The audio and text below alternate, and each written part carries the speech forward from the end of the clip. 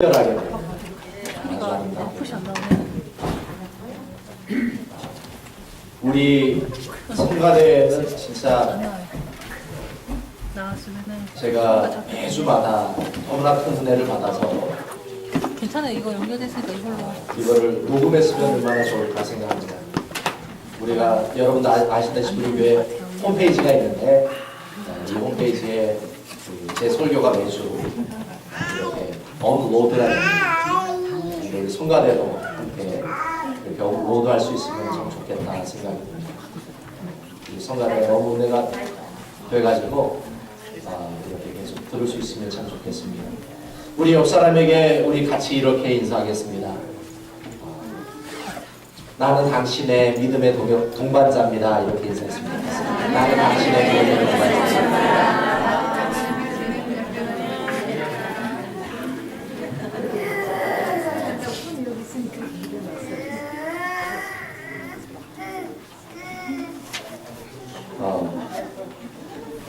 노스캐롤라이나에 목회하고 있는 목사님 한 분 중에 신학대학원 선배 목사님 한 분이 계십니다. 이분은 감리교단 목사님이 아니시고 Biblical Baptism 성경 침례 교단의 목사님으로 계시는데 이 목사님하고 마음도 잘 통하고 또 말도 잘 통해서 굉장히 좀 오랫동안 교제하게 되는 그런 목사님입니다. 이 목사님과 한번 통화를 하면 오랫동안 통화를 하게 되는데 주로 목회 이야기 또 개인적인 이야기를 나누게 됩니다. 목회에 대한 고민도 나누고 또 개인적인 그 마음의 고민도 나누면서 여러 가지 이제 삶의 구체적인 이슈들을 가지고 같이 이제 이야기를 하다 보면 마음도 개운해지고 또 여러 가지 이제 위로가 될 때가 있는 것이죠. 같은 목회자이다 보니까 생각도 비슷하고 또 고민하는 것도 비슷하는데 이런 이제 공감대가 있기 때문에 이렇게 교제를 하게 되는 것 같습니다. 그런데 이 목사님이 끝나면 꼭 빼놓지 않고 하시는 말씀이 있습니다. 이 목사님이 끝날 때는 꼭 이런 얘기를 하십니다.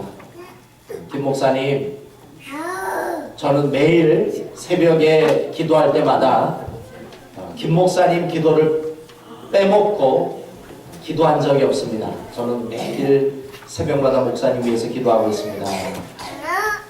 매일 이전처럼 목사님을 위해서 매일 기도하겠습니다. 이런 이야기를 하고 마치십니다. 제가 이제 이러한 얘기를 들으면 저를 위해서 매일 새벽마다 기도해 주신다라는 이야기를 들으면 마음이 뜨거워지고 또 마음이 얼마나 든든한지 말이죠. 세상에서 만나는 친구들도 좋은 친구들도 있고 또 이렇게 대화를 나누다 보면 위로가 되는 친구들도 있지만 우리 크리스찬의 이 교제보다 더 깊을 수는 없을 것입니다.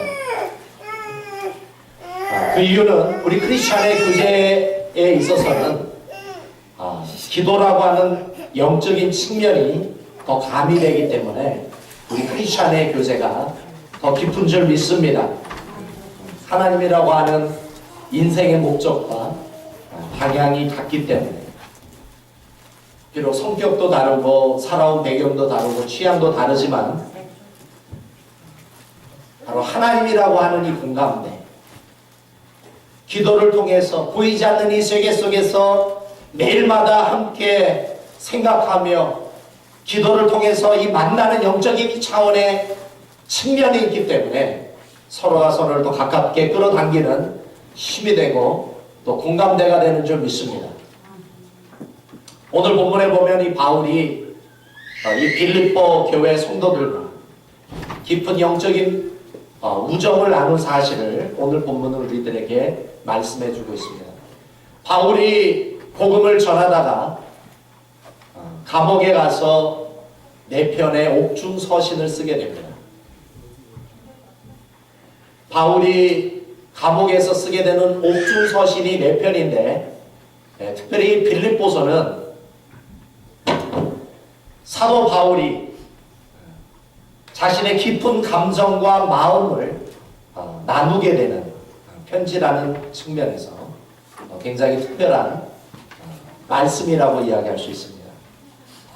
4편의 옥중 서신 속에서 유일하게 기쁨이라고 하는 단어가 등장하는 서신이 바로 빌립보서입니다.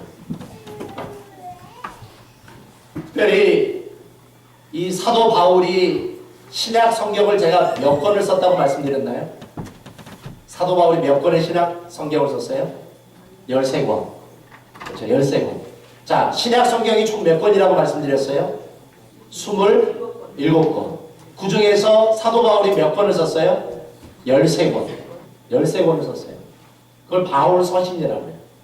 그런데 바울이 썼던 이 13개의 서신 중에서 옥중 서신 3권을 포함해서 대부분의 성경, 대부분의 이 바울 서신은 무엇을 다루냐면 바울이 세웠던 교회, 그리고 바울이 간접적으로 교회가 세워지는데 영향을 줬던 이런 교회들을 향해서 그 교회들이 가지고 있는 문제들, 교회들이 가지고 있는 갈등들, 교회들이 가지고 있는 이슈들을 다루면서 쓰여졌던 성경이 바로 바울 서신입니다.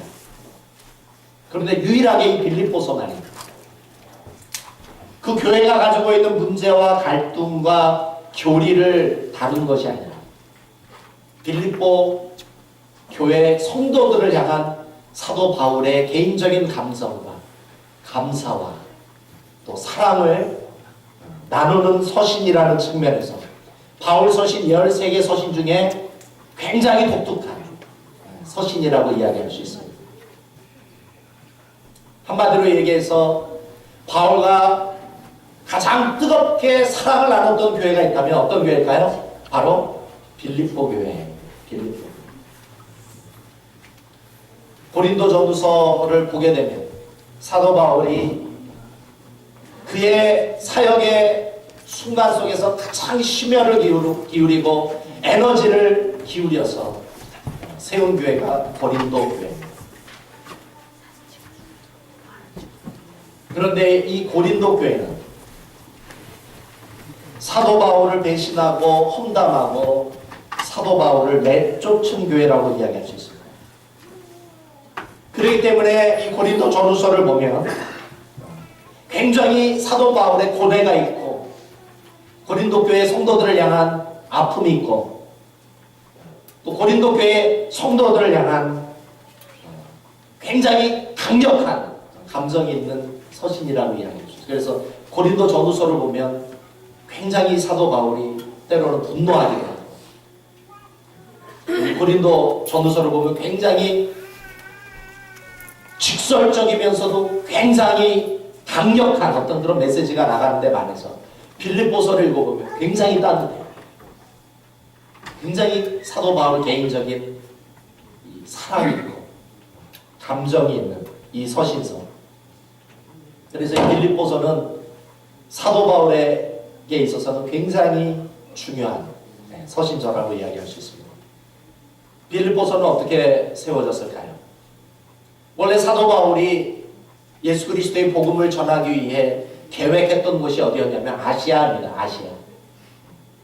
아시아를 향해서 사도 바울이 복음을 가지고 선교를 하러 가려고 했는데 성령님이 막으시는 거예요. 아시아로 가지 마라. 막으시는 거예요.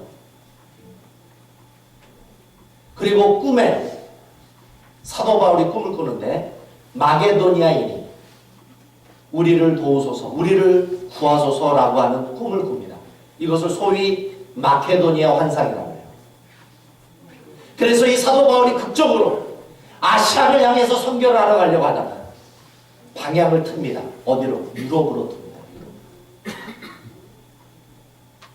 그래서 복음이 이스라엘에서 동양을 한 게 아니라 서양을 하게 돼요. 서양.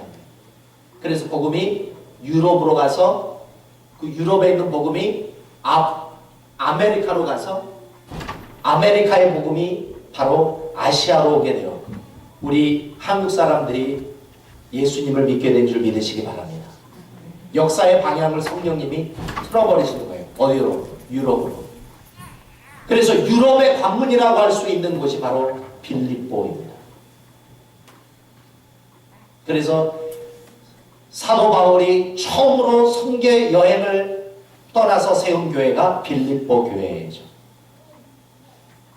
이 빌립보 교회를 자주장사 루디아의 도움으로 이 빌립보 교회를 세우는데, 이 빌립보 교회를 개척해서 빌립보 교회를 와 봤더니 귀신 들린 여자들이 많았어요. 귀신 들린 여자들이 많아서 이 사도 바울이 귀신 들린 여자에게 있는 이 귀신을 내쫓다가 어떤 문제가 발생하냐면, 이 귀신 들린 여종을 데리고 있었던 주인이 고발을 한 것입니다. 이 귀신 들린 여종이 점을 쳐서 돈을 벌었는데 사도 바울이 귀신을 내쫓으니까 더 이상 점을 칠 수도 없고 돈을 벌 수가 없는 거예요. 그래서 이 귀신 들린 여종을 가지고 있었던 주인이 고발을 해서 사도 바울이 감옥에 가게 되는 것입니다. 그런데 사도 바울이 복음을 전하다가 감옥을 갔는데, 이 사도 바울이 이 감옥에서 어려움을 당하고 먹지 못하고 고통을 당하는 중에 이 사도 바울을 도왔던 성도들이 바로 누굴까요? 바로 빌립보 교회 성도들이 사도 바울을 돕습니다. 특별히 에바브로 디도라고 하는, 여러분 성경을 읽다 보면 디도서가 나오죠? 그 디도서가 바로 에바브로 디도입니다. 그 디도가 바로 빌립보 교회의 젊은 지도자예요. 이 사람이 나중에는 사도 바울에게 훈련을 받고 목회자가 됩니다. 그리고 디도서라고 하는 서신을 사도 바울이 디도라고 하는 젊은 목회자에게 쓰게 되는 것이죠. 이 에바브로 디도를 빌립보 교회가 감옥에 보내서 사도 바울의 개인적인 필요를 채워주면서 도와줬던 교회가 바로 빌립보 교회랍니다. 그렇기 때문에 이 사도 바울 개인에게 있어서는 굉장히 고마운 교회라고 할 수가 있죠. 특별히 사도 바울이 빌립보 교회 교인들을 만났던 시점이 AD 50년에서 51년이에요. 그런데 나중에 로마 감옥에 갇혀서 그 로마 감옥에 있다가 사도 바울이 목배임을 당하고 순교를 당합니다. 그 로마 교회의 그 감옥에서, 로마에 있는 감옥에서 있을 때까지 빌립보 성도들과 함께 교제를 나누고 마음을 나눴던 교회. 10년, 11년이 지나도 변함없이 연결이 되어서 서로 기도하고 사랑을 나눴던 교회가 바로 빌립보 교회라고 이야기할 수 있습니다. 세상에서 만나는 관계의 논리가 있다면 그것은 바로 자기 이익이라고 이야기할 수 있습니다. 그런데 이것을 초월하는 관계가 있습니다. 세상 사람들이 흔히 만나는 그런 관계 말고, 자기의 이익을 따라서 만나는 관계 말고 이것을 초월해서 만나는 관계, 이익이 개입돼서 만나는 관계가 아니라 사랑과 은혜와 축복이 개입이 돼서 만나는 관계, 이런 관계가 어떤 관계일까요? 바로 믿음의 관계인 줄 믿습니다. 그래서 예수 그리스도가 중매자가 되어서 만나는 이 관계, 이게 바로 우리가 교회에서 우리가 만나는 관계인 줄 믿습니다. 이것이 바로 믿음의 관계라고 하는 것이죠. 이 믿음의 관계가 있을 때에 사랑이 개입되고 십자가의 복음이 개입이 되고 서로를 향한 진심과 진실이 개입이 되어서 만나는 이 믿음의 관계가 있을 때만이, 그래서 우리들의 삶이 부유로워지고 풍성해지는 줄 믿으시기 바랍니다. 그런 의미에서 오늘 이 본문을 가지고 우리가 우리들의 인생 속에서 반드시 만나야 되는 믿음의 파트너, 믿음의 친구, 믿음의 동반자를 만나야 될 줄 믿습니다. 여러분들에게는 그러한 믿음의 동역자가 있습니까? 믿음의 동반자가 있습니까? 만약 그러한 사람이 없다면 내가 누군가에게 그러한 좋은 믿음의 동반자가 되어주실 수 있기를 바랍니다. 우리가 정말 필요로 하는 믿음의 동반자, 그리고 내가 누군가에게 되어 주어야만 하는 이 믿음의 동반자는 어떠한 사람일까요? 오늘 본문에 세 가지 중요한 원리가 소개되어 있습니다. 첫 번째, 우리가 만나야 하고 우리가 되어 주어야 하는 첫 번째 믿음의 동반자는 바로 자신의 마음을 나눌 수 있는 믿음의 동반자가 필요하다는 것이죠.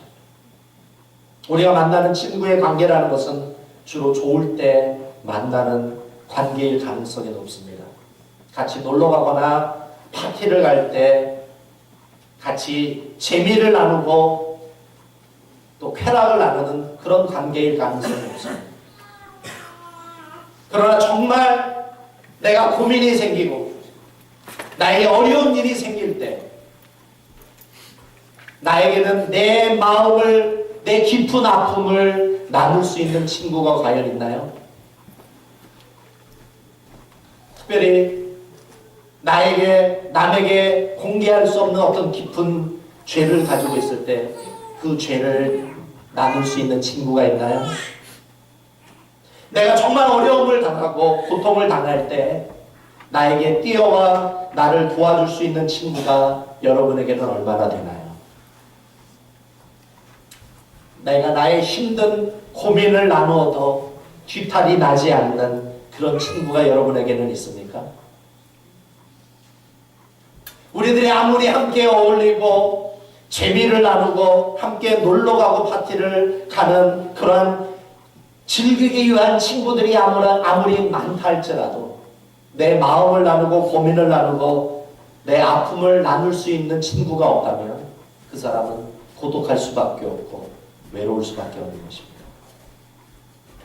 오늘 7절에 보면 오늘 본문의 이 바울은 바로 자신의 마음을 나눌 수 있는 믿음의 동반자가 있다고 말씀하고 있습니다. 그들이 바로 빌립보 교회 성도들이라는 것입니다. 우리 7절 말씀을 같이 읽어보겠습니다. 우리 7절 말씀 같이 읽어보겠습니다. 자, 시작. 내가 너희 무리를 위하여 이와 같이 생각하는 것이 마땅하니 이는 너희가 내 마음에 있음이며 나의 매임과 복음을 변명함과 확정함에 너희가 다 나와 함께 은혜에 참여한 자가 됨이라. 여기서 7절에 나의 매임이라는 것은 빌립보 교회를 개척하고 나서 사도 바울이 복음을 전하다가 감옥에 간 사실을 나의 매임이라고 고백하고 있습니다. 그런데 자신의 복음을 전하다가 감옥이라고 하는 사도 바울 인생 최대의 위기 속에서, 사도 바울 인생 최고의 고난 속에서 이 빌립보 교인들이 사도 바울과 사선, 죽음의 자리를 함께 가더라 할지라도 그 고통을 함께 나눈 사실을 사도 바울은 고백하고 있습니다. 여러분, 사도 바울에게 최고의 사명이 무엇이었을까요? 사도 바울에게 있어서 최고의 인생의 목적이 무엇이었을까요? 그것은 바로 복음이었습니다. 예수 그리스도의 십자가의 복음을 전하는 것. 이것이 바로 사도 바울의 인생 최고의 목적이었고 바로 사도 바울의 사명이었다고 하는 것이죠. 이 사도 바울이 자신의 인생 최고의 목적, 최고의 인생의 이 사명을 감당하기 위해 사도 바울이 죽음의 자리에 간다 할지라도 그곳에 함께 갈 수 있었던 사람, 바로 그들이 바로 빌립보 교회 성도들이었다라고 이야기하고 있습니다. 사도 바울이 이 빌립보 교회 성도들이 가지고 있었던 이 사람, 고통 속에서 함께 동고동락할 수 있었던 이 사람들을 향해서 이렇게 8절에서 이렇게 고백하고 있습니다. 우리 8절을 같이 읽어보겠습니다. 8절 읽어보겠습니다. 시작.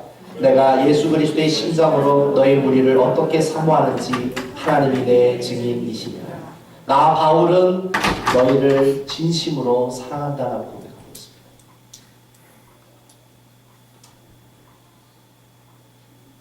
여러분도 여러분들의 고통 속에서, 어려움 속에서, 힘든 가운데 여러분들과 함께 아픔을 나눌 수 있는 우리 중앙교회 성도가 있는 것을 기뻐하시기 바랍니다. 감사하시기 바랍니다. 그래서 우리가 중앙교회에서 만나는 이 관계는 세상에서 만나는 사람들과는 실적으로 다른 것입니다. 내가 어려움을 당하고 고통을 당할 때 나의 고통을 함께 해줄 수 있는 성도, 이것이 바로 중앙교회 성도인 줄 믿습니다. 그래서 사도 바울이 뭐라고 그랬냐면 나는 너희를 내 마음에 두었다. 영어로 보니까 I have you in my heart. 내 마음에 둔 사람이 바로 너희들이다라고 고백하고 있습니다. 마찬가지로 이 중앙교회에 나오시는 여러분들 한 사람 한 사람이 서로를 향해서 I have you in my heart 이렇게 고백할 수 있는 성도가 될 수 있기를 주님의 이름으로 소망합니다. 우리 옆 사람에게 한번 이렇게 고백합시다. I have you in my heart. I have you in my heart.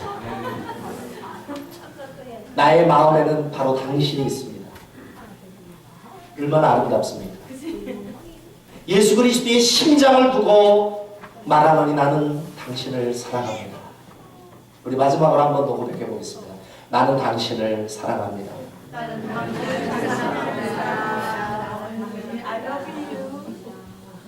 만약에 교회 밖에서 이렇게 고백하면 미쳤다고 그러죠. 미쳤다고. 나는 당신을 사랑합니다 라고 고백을 해도 안전한 곳이 바로 교회인 줄 믿습니다. 두 번째, 우리에게 필요한 친구가 있다면 바로 기도의 친구입니다. 바울은 빌립보 교회 성도들을 위해서 다음과 같이 기도했어요. 여러분은 옆에 있는 성도들을 위해서 기도해 주고 있습니까? 네. 기도해 주셔야 될 줄 믿습니다. 네. 기도하시더라도 다음과 같이 기도해 주십시오. 첫 번째, 우리 9절 말씀을 같이 읽어보겠습니다. 9절. 우리 9절에서 11절을 같이 읽어보겠습니다. 9절에서 11절. 시작. 내가 기도하노라 너의 사랑을 지식과 모든 총명으로 점점 더 풍성하게 하사 너희로 지극히 선한 것을 분별하며 또 진실하여 허물 없이 그리스도의 날까지 이루고 예수 그리스도로 말미암아 의의 열매가 가득하여 하나님의 영광과 찬송이 되게 하시기를 구하노라. 자, 첫 번째, 사도 바울이 빌립보 교회 교인들을 향해서 기도했던 첫 번째 기도 제목이 무엇이었냐면 사랑의 분량이 더 커지기를 위해 기도했습니다. 여러분들의 마음에 사랑이 넘치기를 소망합니다. 두 번째 기도했던 제목이 무엇이었냐면 선한 것을 분별할 수 있는 분별력을 갖기를 소망했습니다. 왜? 이 시대가 너무나 혼잡하고 혼란하기 때문에. 선한 것을 분별할 수 있는 능력. 세 번째는 진실에서 허물 없이 살 수 있도록 기도했습니다. 한마디로 말해서 예수님이 재림하시는 때에, 그게 바로 그리스도의 날이라고 표현했습니다. 예수님이 재림하실 때에 바로 여러분들이 순결하고 거룩한 삶을 살기를 소망합니다. 이렇게 기도했어요. 네 번째가 바로 여러분들의 삶에 아름다운 열매가 넘치게 많아서 여러분들의 삶의 열매로 하나님께 영광이 되기를 소망합니다. 이렇게 기도했어요. 첫 번째, 무엇을 위해서 기도했다고요? 사랑. 두 번째, 분별력. 세 번째, 거룩한 삶. 네 번째, 삶의 열매가 있기를 위해 기도했어요. 얼마나 신령한 기도인지 말이죠. 여러분도 서로를 향해서 이렇게 기도해 줄 수 있기를 바랍니다.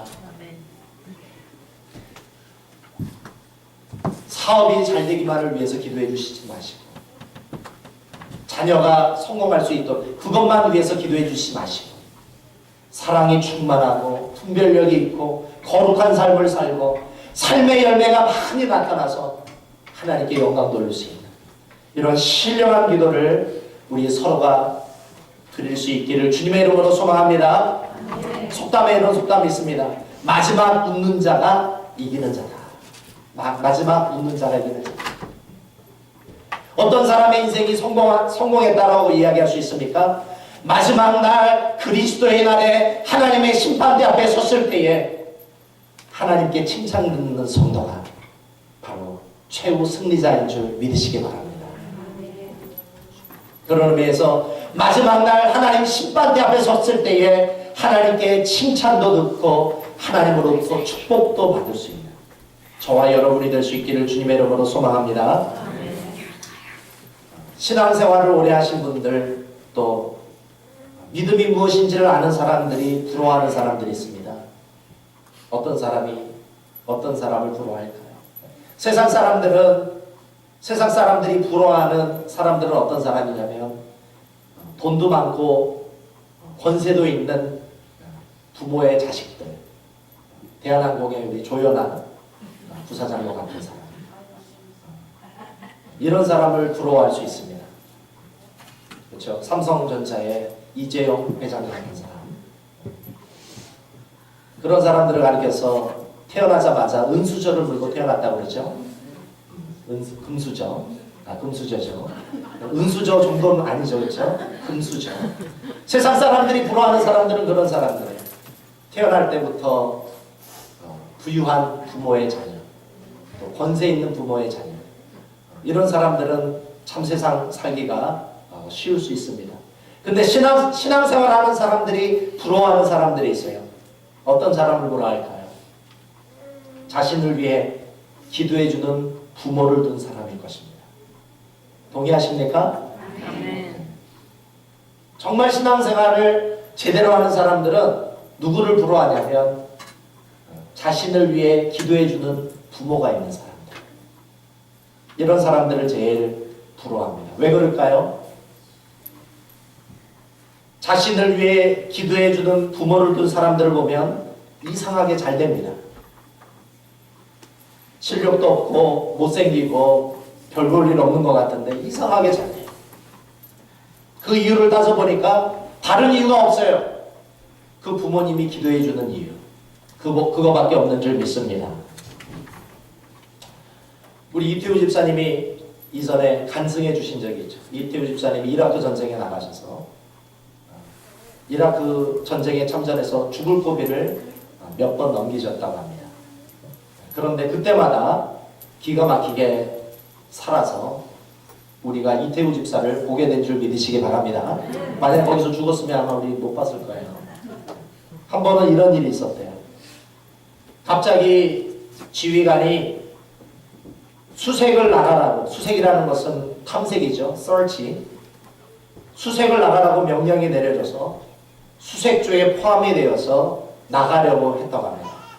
그런데 그 순간에 막 나가려고 하는, 탐색, 수색을 막 나가려고 하는 그 순간에 갑자기 이유도 없이 교체가 됐대요. 이태우 집사한테 빠지라고 하고 그 자리에 다른 사람이 들어간 거예요. 그래서 수색을 나갔는데 수색을 나갔다가 딱 한 사람이 죽었어요. 한 사람이 죽어서 돌아왔는데 그 사람이 누구였을까요? 그렇죠. 이태우 집사와 갑자기 스위치돼서 나간 사람이 죽은 거예요. 만약에 그때 교체가 되지 않았으면 어떻게 됐을까요? 이태우 집사가 죽었을 거예요. 교회에서도 못 봤을 거예요. 이와 같은 일들이 몇 번 있었다는 거예요. 몇 번. 그리고 살아서 미국으로 돌아왔습니다. 나중에 알고 봤더니 이태우 집사 어머님이 매일 밤마다 잠자지 않고 철회하셨다는 거예요. 기도하셨다는 거예요. 그래서 자신이 살아 돌아오게 된 이유를 나중에 알게 된 것입니다. 여러분, 기도해주는 부모를 가진 사람들 얼마나 복받은 사람인지 말이죠. 여러분들 중에 자신을 위해 기도해주는 부모가 없다면 우리가 서로 기도해주면 됩니다. 서로 기도해주며 서로 영적인 부모가 되면 돼요.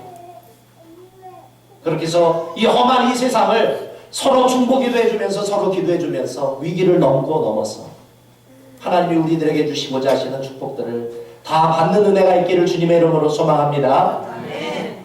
제가 내비게이터라고 하는 선교단체에서 훈련을 받고 있을 때 같이 신앙생활하던 분 중에서 김경호 형제님이라는 분이 계십니다. 이분이 이제 신학대학을 졸업을 하셔서 목회를 하셔야 되는데 선교단체에 들어와 선교사가 되기를 원하셔서 이분이 목회는 하지 아니하시고 선교단체 훈련을 받으셨습니다. 나중에 이제 중국으로 선교사로 나가셨는데 선교사로 나가시기 전에 이분이 학원을 운영하셨습니다. 학원을. 학교는 워낙에 교육열이 높기 때문에 학원이 많습니다. 근데 학원 운영을 하셨는데 갑자기 어렵게 되면서 적자가 나기 시작을 합니다. 계속 적자가 나니까 어떤 순간인가는 문을 닫아야만 하는 그런 어려운 상황이 찾아오게 된 것입니다. 제가 같이 신앙 생활을 하면서 제가 옆에서 이렇게 봤는데 너무 안타까운 거예요. 참 신앙도 좋으시고 열심히 사시는 분인데 너무나 힘든 그런 상황이 돼가지고 제가 그분 모르게 몰래 중보 기도를 했어요. 그분을 위해서. 생각날 때마다 기도를 했는데 새벽에 새벽 예배를 드리면서 기도했던 것은 물론이고 자면 깨자마자 그분 기도했어요. 자기 직전에 그분 기도하고 길을 걷다가도 그분 기도했어요. 하루에 몇 시간이라도 그분의 학원이 다시 일어날 수 있도록 다시 회복되도록 기도를 했어요. 근데 어떤 역사가 일어났을까요? 갑자기 문 닫기 직전에 그 교회가 그 학원이 다시 살아나게 된 거예요. 흑자로 전환이 되면서 이 학원이 잘 되게 된 것입니다. 나중에 제가 이 김경호 형제님의 이 학원이 잘 되고 나서 제가 이제 그 김경호 형제님을 위해서 기도하고 있는 사실을 아는 형제가 딱 한 사람이 있었어요. 그 학원이 잘 되고 나서 이제 이 형제가 얘기를 해줬어요. 김경호 형제님한테. 김경호 형제님 어떻게 그 학원이 잘 되게 됐습니까? 물어보는 거예요. 그랬더니 나도 이유를 알 수가 없어. 갑자기 잘 되는 거 나도 이유를 알 수가 없어. 그러면서 이제 그 형제가 얘기를 했어요. 사실은 김정환 형제가 오랫동안 중보기도 했다고. 몰래 중보기도 했었다고. 그래서 이렇게 잘 된 것이에요. 그때 이제 그 김경호 형제님이 저한테 찾아와서 이렇게 이야기를 해줬어요. 너무 감사하다고. 이렇게 이상하게 잘 되는 그 이유를 내가 몰랐는데 그 이유가 바로 나를 위해서 이 학원을 위해서 기도해줬던 형제의 중보 기도에 있었다라는 사실을 나중에 알게 됐다고 너무 감사하다고 이렇게 고백을 해주신 것을 경험한 적이 있습니다. 우리가 서로가 서로의 기도를 필요로 합니다. 이 땅을 살면서 얼마나 우리가 힘든 가운데 살고 있습니까? 질병의 문제, 사업의 문제, 비자의 문제, 여러 가지 문제 때문에 고통을 당하고 있는데 우리가 서로 기도해 줌으로 말미암아 우리가 이 땅에서 하나님의 자녀답게 형통한 자로 살아갈 수 있기를 주님의 이름으로 소망합니다. 무엇이 사랑입니까? 서로를 위해 기도해 주는 것이 사랑인 줄 믿습니다. 마지막 세 번째, 우리가 이 땅을 살면서 우리들에게 필요한 동반자가 있습니다. 내 마음을 나눌 수 있는 그러한 영적인 친구, 또 서로를 위해 기도해 줄 수 있는 그러한 영적인 동반자. 그러나 이것만으로는 부족합니다. 우리가 영원히 함께 해줄 친구가 필요합니다. 그분이 누구일까요? 예수 그리스도인 줄 믿습니다. 아무리 서로 마음을 나누었다 해도, 아무리 서로를 위해 기도해줬다 해도 사람은 어떤 사정 때문에 떠날 수 있습니다. 사람은 기도해 주다가도 잊을 수 있습니다. 사람은 피곤해서 나를 위한 기도를 멈춰줄 수 있습니다. 그러나 예수님은 다릅니다. 나를 위해 기도하기로 작정하셨던 그 예수님, 나를 구원하시기 위해 역사하시는 그 예수님은 그 구원이 완성될 때까지, 우리의 축복이 완성될 때까지 변함없이 내 곁에서 기도해 주시는 나의 친구가 있다는 것입니다. 그분이 바로 누굽니까? 예수 그리스도입니다. 그래서 오늘 빌립보서 1장 6절을 이렇게 고백하고 있습니다. 너희 속에 착한 일을 시작하신 이가 그리스도의 예수의 날까지 이루실 줄을 우리가 확신하노라. 그 예수님은 떠나지 아니하고 여러분과 함께 하셨어요. 여러분이 죄를 짓고 여러분이 방황하고 여러분이 쓰러진다 할지라도 변함없이 여러분을 떠나지 아니하시고 여러분들의 마음에서 여러분들과 함께 하시는 예수 그리스도인 줄 믿으시기 바랍니다. 내 맘속에 늘 계시고 영원토록 함께하네. 같이 된 자 하나 되리. 포도나무 나의 친구, 사랑하는 나의 친구, 늘 가까이 계시도다. 그의 사랑 놀랍도다. 변함없는 나의 친구.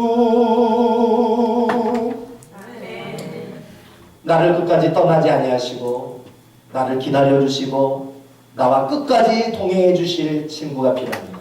바로 예수 그리스도가 필요한 줄 믿습니다.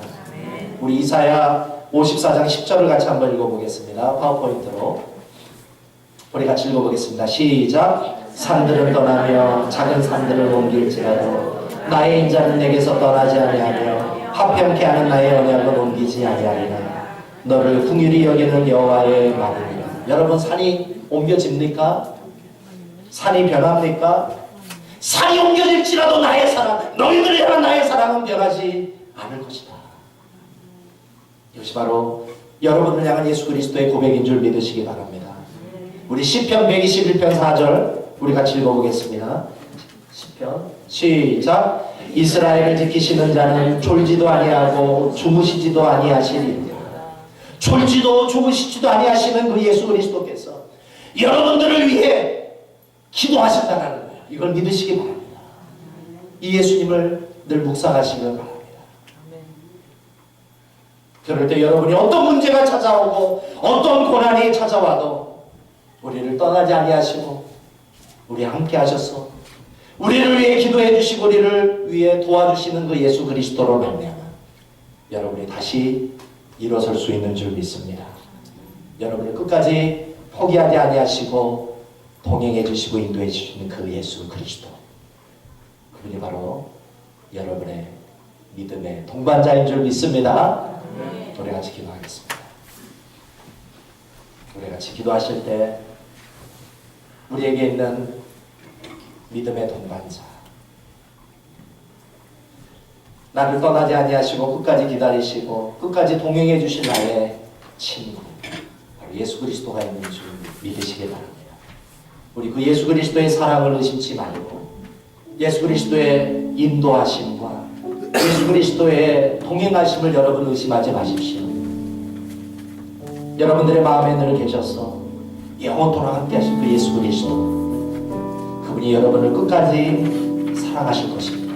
여러분의 구원이 완성될 때까지, 여러분의 축복이 완성될 때까지 우리 예수님은 역사하실 것입니다. 그 예수님을 향해 우리가 오늘 이 아침 하나님 나를 도와주십시오, 하나님 나를 축복해 주십시오, 하나님 나와 함께하여 주십시오. 우리 주님의 사랑과 주님의 인도하심과 주님의 동행하심을 감사하며 우리 같이 통성으로 우리 같이 기도하시겠습니다. 좋으신 하나님 감사합니다. 이 험한 세상을 살며 아버지 내 마음을